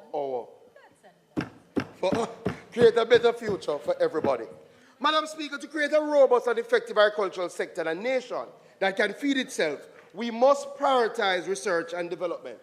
There was a time, Madam Speaker, that Jamaica was considered the heart of tropical agricultural research, that the name T.P. Lecky was spoken in the four corners of this earth, that Bodles was considered the premier agricultural institution in the Caribbean. We have, however, allowed our research capacity to fall into disrepair. This is what we inherited, Madam Speaker. However, we are changing that reality. Over the last 5 years, this administration has invested $1.5 billion in Bodles as a part of our research center rehabilitation program. We've rehabilitated laboratories, installed modular office spaces, completed a new milk testing laboratory, built a small ruminant house, installed new greenhouses for citrus and hot pepper, rehabilitated the well, installed new storage capacity, new distribution systems, designed 9 new livestock buildings. Madam Speaker, this is not work to come. This is work that has already been done. I am pleased, therefore, to start this presentation by announcing that this Andrew Holness-led government has committed to spend $6.4 billion over the next 6 years. That's $1 billion per year to continue the rehabilitation of Bodles and the transformation of our research stations in Mount Pelion, Orange River, Top Mountain, and Hounslow. In fact, we're starting construction of a $443 million state-of-the-art piggery at Bodles this month. This will provide Bodles with the capacity to further drive our pork industry as we expand into regional markets. Additionally, we'll be upgrading the irrigation infrastructure at Bodles to the tune of $130 million, procuring critical pieces of farm machinery to the tune of $20 million, and moving to design a state-of-the-art small ruminant house at the Hounslow demonstration station at a cost of $6 million. Through research and development members, we will harvest hope and create a better future. Madam Speaker, for years, agricultural research never made it to these speeches. But we will be foolhardy if we believe that we can grow our agricultural sector in a changing climate without adequate research. That is why we're going a step further. We are allocated an initial sum of $10 million to incentivize agricultural research across our tertiary institutions. Madam Speaker, we already had some discussions with the UWI and we'll be signing an MOU shortly. The idea is that students and lecturers who are doing advanced research in areas that align with the ministry will be able to garner financial support to undertake their research work. I want to thank the Youth Advocate Council who suggested this as a part of the sectoral presentation. Members, as part of our borders redevelopment and in keeping with the drive for food security, we're establishing a sustainable seed system that ensures a consistent, reliable supply of clean, affordable, and accessible seeds in support of agricultural production. More than a seed bank, we're establishing a seed technology center, which will not only be a repository of our local gene and germplasm pool, but will also be a cutting-edge seed processing facility aimed at optimizing swift extraction, treatment, and the drying of seeds for use by our farmers. Already, members, we've secured a state-of-the-art, high-volume commercial seed dryer through CARDI and the UWI, and that will significantly enhance our capacity. Additionally, this year, we're securing a seed sterilizer by our plant quarantine and inspection branch. What this means, members, is that when farmers import their seeds, we will now have the ability to sterilize those seeds to reduce or eliminate any introduction of seed-borne pests at our airports. Farmers, I have also heard your concerns about the quality of seeds. So this year, we'll be starting the process of establishing a seed and nursery certification unit, which will stand as a driver for regulating the seed and nursery sector, seeking to ensure that the seeds provided in the market meet the requisite standards for production and productivity. I want to thank the FAO who is helping us in that regard as we look to promulgate the necessary seed regulations to guide the industry. Madam Speaker and members, you may already know that about 95% of the food we produce is produced directly with our soils. As Towie_96 raised in the comments on my TikTok live last Wednesday, healthy soil is critical for our agri-food system, and farmers must be able to take a data-driven approach to what they plant, where they plant, and the nutrition regime that they utilize. To this end, we continue to implement the soil fertility mapping project in Essex Valley and work with UWI St. Augustine to develop fieldwork protocols for sustainable soil management. We are moving, Madam Speaker, to establish a comprehensive national soil database, and as such, our national soil sample collection is progressing. However, we have to take this work out of the ministry and to our farmers. And as such, Madam Speaker, I'm pleased to announce that the ministry will be providing 100 farming groups across Jamaica with soil testing kits and training them in the utilization to ensure that before those farmers plant, they're taking a data-driven approach to farming. We're going to spend $9.6 billion on that, Madam Speaker, but we're not stopping there.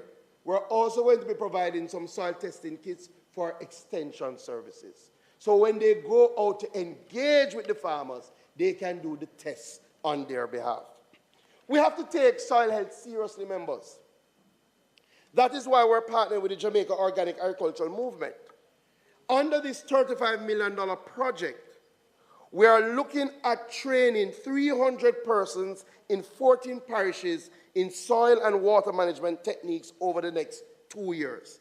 That is to treat with the depletion of our soil because of inadequate agricultural practices, limited knowledge of soil microbiology, and the negative impacts of climate change. We're also going to upgrade our laboratory services, and we're going to be spending $5.5 million to get new equipment to treat with soil diagnostics and soil testing capacities. Additionally, Madam Speaker, we're embarking on a project to collect organic waste and convert it to compost. A healthy soil is fundamental as we seek to harvest hope. Madam Speaker, there's no doubt 2023 was a difficult year for our farmers. It was the hottest and driest year ever recorded in our country. Consequently, the interventions of the ministry during the year were focused on mitigating losses, increasing resilience, and ensuring the country's food security. Members, the ministry, through our National Production and Productivity Program, provided over $1.3 billion to support the growth of the sector during the year.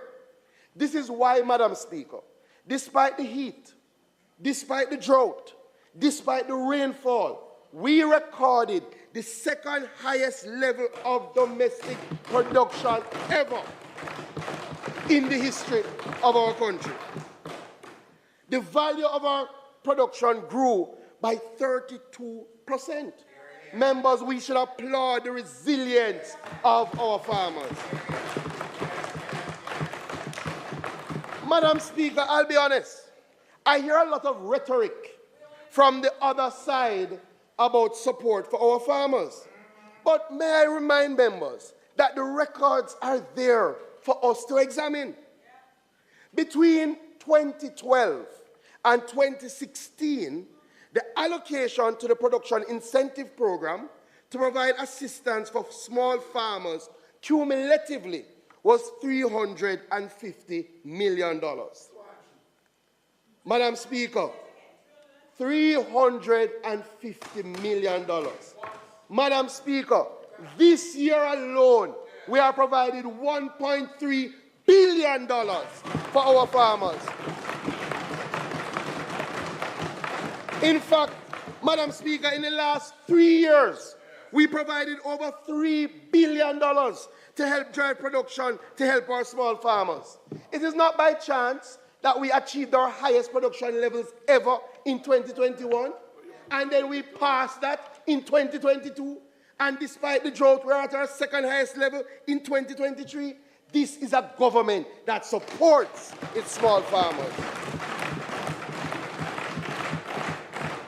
Madam Speaker, our production incentive program does a number of things. We provide a variety of crops, including yams, hot pepper, cocoa, red peas. We provide livestock. In fact, members, we provided 8,000 acres of crops that were distributed last year. Direct support to 25,000 farmers and generating work for over 82,000 skilled and unskilled laborers. In fact, we provided $85 million to our livestock farmers, which helped 4,700 farmers. Madam Speaker, the amount of farmers the other side were able to touch in their entire 4-year term, we have touched in 1 year. We are harvesting hope and creating a better future for all. Madam Speaker, let me tell you about one of the programs. Our onion program, Madam Speaker. I want to show you what has happened over the last 8 years with our onion program.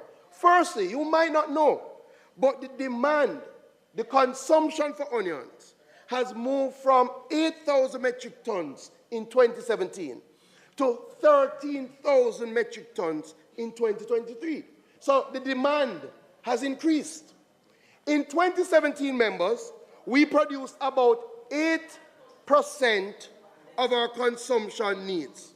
And we had earmarked that we would reach 40% by 2023. Members, we have surpassed our goal of 40%. And we are now at 44% of our consumptive needs. But let me explain something, Madam Speaker. If the consumption was the same as it was in 2017, we would have been at 71% of our consumptive needs. Between 2017 and 2023, our local onion production grew by 644%. We moved from producing 800 metric tons to now producing 6,000 metric tons of onion locally. And they like to talk about import. We should tell them onion imports for this year is down 11.9%. And we're not stopping there, Madam Speaker. We're going to support our local farming group some more. We've earmarked $60 million to help local onion farmers to put in the technology for drying houses so that they can extend the shelf life of their crops. We could also speak about Irish potato, Madam Speaker, as one of our priority crops that has had tremendous difficulty over the last 2 years because they do not farm in areas where they have access to water. But we're fixing that, Madam Speaker. In fact, this year we've constructed an over $5 million water catchment system in Hindstown to ensure that the farmers in that area are able to do better next year. Madam Speaker, I want to speak about livestock. And we can't be food and nutritional secure unless we have a strong livestock sector. We've seen a significant increase in our small ruminant sector. In fact, we've had to be expanding our barns at our agricultural shows because we've seen an influx of sheep, goats, and importantly, young small ruminant farmers like Chantal Dillon that you saw in the video, or Kashif Brown, the Eco Farm of the Year from Westmoreland. Members, this is not happening by chance. This is not happening by buck-up. This is happening because of the steps that we have taken. In August 2021, we launched a small ruminant development program. Its implementation has resulted in the importation of over 1,000 goats across the public and private sector. In fact, this year, Madam Speaker, the government imported 197 small ruminants, which is the largest importation since the 1990s. Madam Speaker, a lot of us are familiar with Boer, we're familiar with Nubian, but we're bringing in new breeds. Seine, Kiko, Alpine, La Mancha, breeds that are not only good for meat, but are good for dairy, goat milk production. But I'm going to tell you how policy can drive industry, Madam Speaker. We looked at the situation. Nobody was importing goods. And we said, let us remove the duty.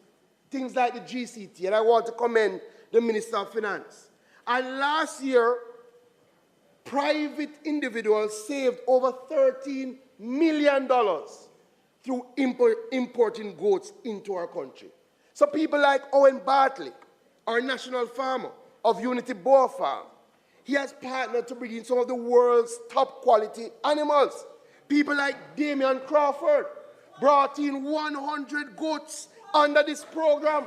You know, the good thing about policy, good policy helps JLP, it helps PMP, it helps NOP.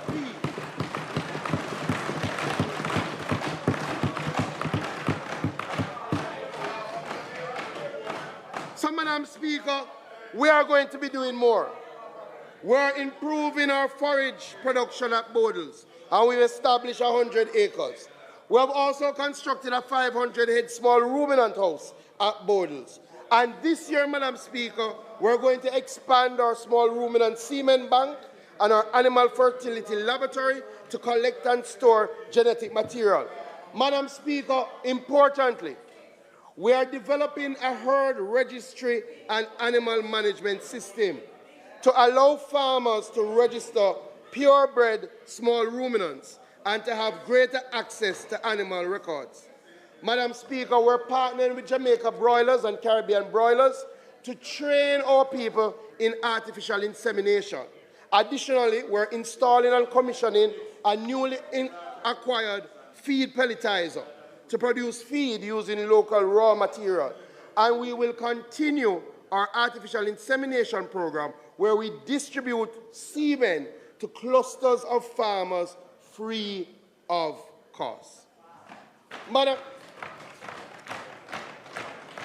Madam Speaker, we have had a rich history of cattle farming.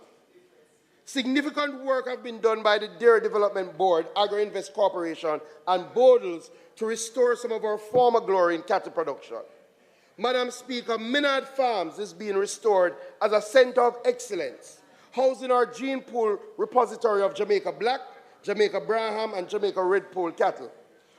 Madam Speaker, we have seen a significant turnaround at the Minard Estates, with their first set of calves under the artificial insemination program performing exceptionally well, and with the herds being managed in such a way that we've returned to cattle auctions. As I mentioned, Minard Estates, members, I would like to share with this House that under your government, we are now regularizing the farm hands at Minards. We are taking them from contract work and making them full-time pensionable employees of the government of Jamaica under their new title, facilities custodians. Madam Speaker, for years we allowed our Jamaica Hope line to deteriorate. We're not going to stand by and allow that to happen any longer.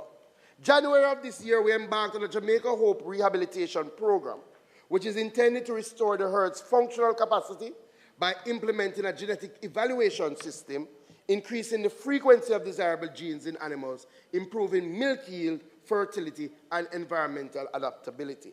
As I speak about the Jamaica Hope, I have to speak about dairy. Milk has traditionally formed a part of our healthy diet, being an excellent source of vitamins and minerals, great for bone health. Poor government policy in the 1990s decimated our milk sector. We are bringing it back. Last year, we produced 10.6 million liters of milk. We want to reach 30 million liters of milk by 2030. To achieve this, we're building from the ground up. We're partnering with our educational institutions and have already provided support over the last 3 years, spending some $73 million to Case, Ebony Park, NCU, Nakalva, and Monique, all towards development of their dairy programs. At the secondary level, we're partnering with Sidney Pagan STEM Academy, Dintil Technical High School, Monroe College, Newell High, and we will rehabilitate or construct milking parlors and provide them with the modern equipment and animals needed to ensure efficiency. This year, Madam Speaker, we plan to spend $56 million on helping our educational institutions have a dairy sector. But, Madam Speaker, I'm pleased to announce that we are going further this year. We'll be embarking on what I call the Dairy Livestock Innovation and Nutrition Program, DLINK. Under the DLINK program, we're introducing solar-powered cooling systems, which will significantly reduce the cost of production for small dairy farmers. Madam Speaker, we're going to be purchasing and distributing 15 new mobile milkers across our dairy farming clusters and schools. We will install 7 energy-efficient milk cooling tanks. We will build our gene pool by importing and distributing live cattle, embryos, and semen. Importantly, members, under the LINK program, we're establishing a technology center and an equipment lease program, where, through the Dairy Development Board, we will allow our small farmers to lease at concessionary rates milking machines, silo packers, silo press, harvesters, shave cutters, hail balers. All of this will be provided to our small farmers on lease under this new initiative. This is how you harvest hope. This is how you cultivate a better future. Madam Speaker, when the Dairy Development Board was established, the concept of what was milk was fairly straightforward. As such, the liter resurgence of our local milk industry, a cess was levied on cow's milk. Since that time, a number of products using the term milk compete with dairy milk, but don't have the same cess regime. Additionally, all of these items are imported. Cabinet has approved the expansion of the definition of milk to incorporate milk from other animals, such as goats. However, we are currently consulting with the sector to explore whether there needs to be a further expansion of the definition of milk towards an inclusion of all products that claim to be milk to ensure that the playing field is level. Madam Speaker, our poultry industry continues to perform exceptionally well. We continue to support a policy direction that puts Jamaica first and supports our local farmers. That policy direction is better than that would seek to give advantage to farmers in other countries. Poultry meat has continued expansion, moving by 25% from 2014 to the 138 kilograms we now produce in 2023. Of that, Madam Speaker, 40% is contributed by our small farmers. We have also seen an expansion in the chicken feet production. And as such, we have reduced our importation of chicken feet by 47%, as we are now able to satisfy that market locally. We're not stopping there. Madam Speaker, as we look to drive food security and to ensure that more of our citizens in our urban centers have access to affordable food, I hereby announce the launch of our Urban Harvest Program. This program will see the provision of livestock, such as chicken, small ruminants, even ornamental fish across our urban spaces and our inner city communities. We will also be distributing 3,000 backyard gardening kits and putting in an incentive regime to encourage hydroponic farming. Each initiative, Madam Speaker, will have a set criteria and will incorporate the participation of political representatives, NGOs, church groups, as we look forward to entice the involvement of our urban population in our agricultural enterprise. Madam Speaker, we can't speak about livestock and not speak about Prairie del Larceny. We continue to work with the Jamaica Constabulary Force to strengthen the capacity of our police personnel to enhance the effectiveness of our Prairie del Larceny prevention efforts. In this regard, Madam Speaker, up to February of this year, 7 training sessions were conducted with the JCF across 19 geographic police locations, training 148 personnel. Up to the end of May, the JCF has made 51 arrests for Prairie del Larceny. They have launched 53 farm watch groups. They have undertaken 2,343 inspections of abattoirs and slaughterhouses. Madam Speaker, I really want to commend the Manchester Police. They have arrested 13 people for Prairie del Larceny since the start of the year. But, Madam Speaker, let me explain a problem that we've been facing. We've been having a problem in the prosecution of agricultural crime in adjudicated loss and damage, having people with the necessary expertise to do that adjudication. But, Madam Speaker, when we see a problem, we don't turn a blind eye. We move to solve them. As such, members, I'm pleased to announce that we have collaborated with the Hard Trust NSTA to develop the first-of-a-kind certification program for agricultural produce valuators in Jamaica. Madam Speaker, we now have 2 new NVQJ Level 3 NCT Vet certified agricultural valuation courses and are now available at all HEART-accredited training institutions. Additionally, Madam Speaker, the Ministry and RADA are finalizing the first cohort of 25 persons who will be trained as agricultural valuators. Madam Speaker, the Prime Minister has mandated that this must be a government of action. Last year, we passed through Parliament amendments to the Agricultural Produce Act, which became effective December 28, 2023. Madam Speaker, these amendments have been in gestation for almost 3 decades. They talk, Madam Speaker, we act.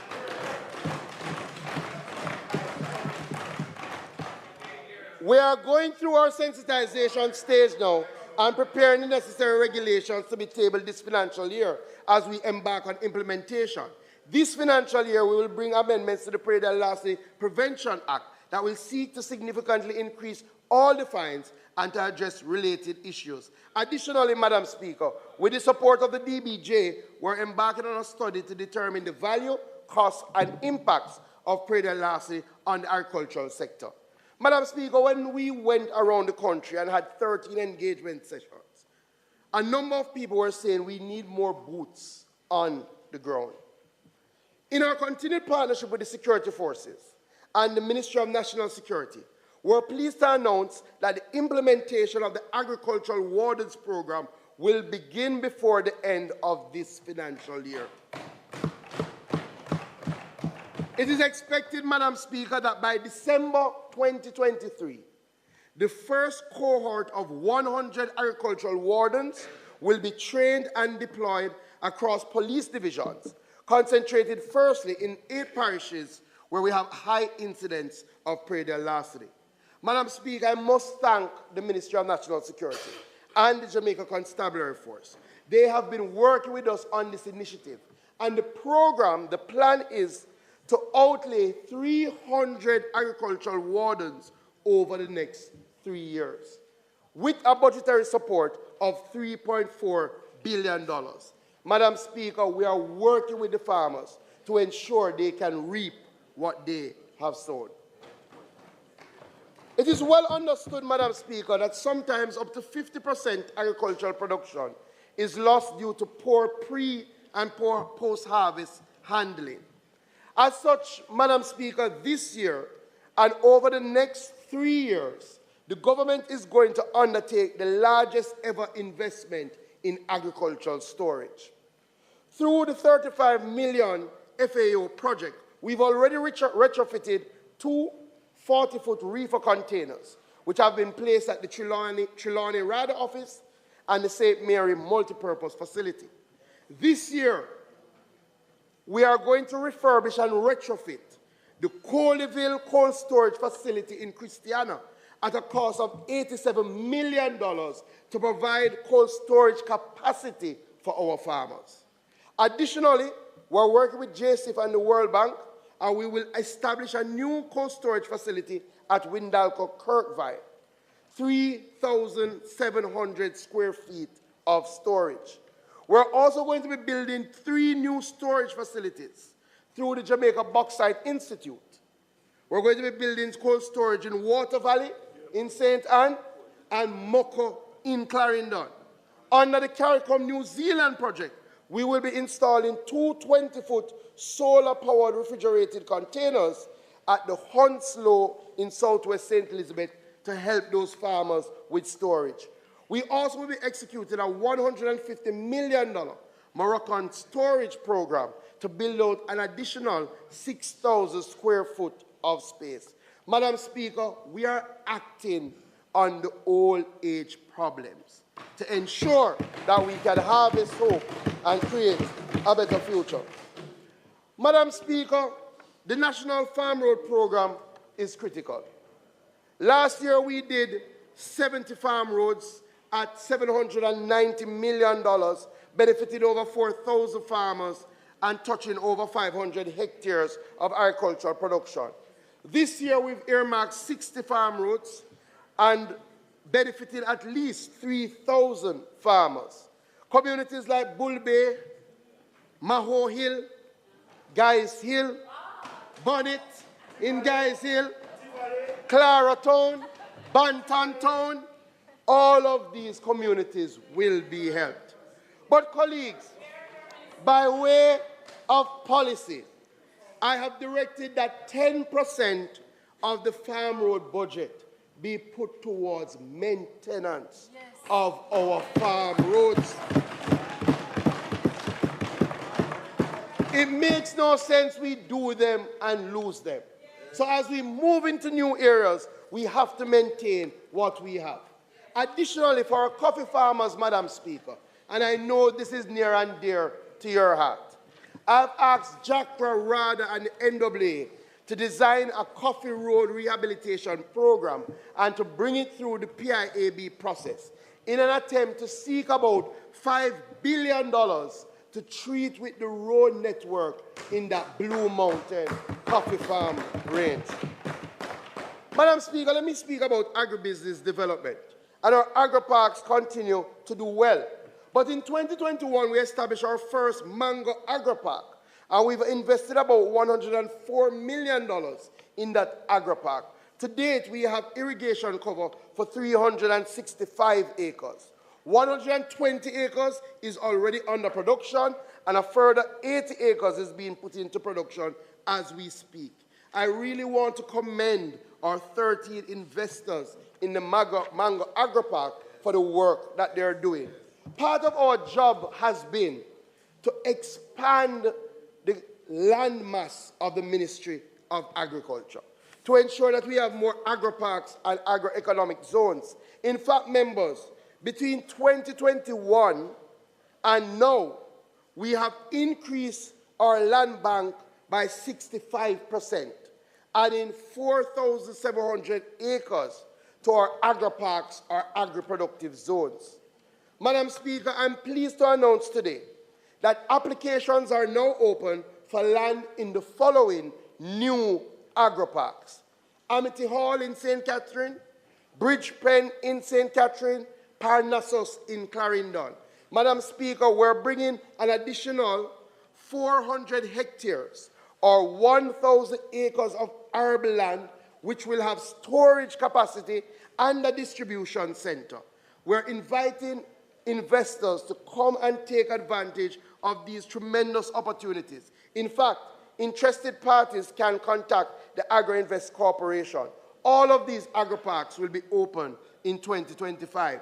The good news, Madam Speaker, not only are we announcing the agri-parks, but we have a microfinancing scheme that will go with these new agri-parks. We have $100 million, Madam Speaker, and we'll be providing a matching grant program up to $1.2 million per person for people who invest in the agri-park and qualify for this matching grant scheme. Yeah. Madam Speaker, we are looking to drive investment. And as such, this year, the Agri-Invest Corporation, in collaboration with the Ministry of Agriculture, Fisheries and Mining, with the support from JAMPRO, will stage the inaugural Agri-Investment Forum. This forum will be in the last quarter of 2024, and we see this as a pivotal platform to showcase and explore lucrative investment opportunities within the agricultural sector, presenting viable investment-ready agribusiness opportunities to attract both local and foreign direct investment. Just as the Minister of Tourism is often out hunting for investment for agriculture, we are on the road hunting for significant investment in our agricultural sector. And one of the investments that I'm pleased to speak about, and I know Member Charles Jr. will be happy, is that we are already far in discussions for a major investment in the Clarendon Belt that will replace the operations at the former Monimus sugar factory. A team from Tropical Sugar Company Limited visited and toured Monimus lands this month. They met with a team from the ministry. They have met and are far advanced in discussions with Pan Caribbean, the owners of the Moneymus factory, and their plan is to purchase that asset. In fact, they have advised, Madam Speaker, that they have earmarked an initial investment of $39.5 million United States dollars with an additional $22 million United States dollars to be spent over the first 2 years of operation. This would be a game-changing investment for Clarendon. Madam Speaker, we continue to work with the private sector through the Agribusiness Council. I really want to thank the PSOJ and our co-chair, Matthew Lynn, as we look to bring the private sector, the opposition, and our youth to formulate a 20-year agricultural development plan. A lot of talk has been out there in relation to the AMC complex on Spanish Town Road. This government has no intention to lose control of this certain important facility. But, Madam Speaker, certainly, compared to the past administration handling, we intend to make it work more effectively and efficiently. That is why we have called for a public-private partnership investment model, which is intended to attract private capital to revitalize and better utilize our AMC. We put in place an enterprise team. They have finished their work, submitted the recommendations, and we're now planning to go to cabinet with it. Madam Speaker, the truth is, the most important thing now for our farmers is access to water, especially as the climate changes. Only 12% of our arable land is irrigated, but we are moving to fix that. And over the last 8 years, this government has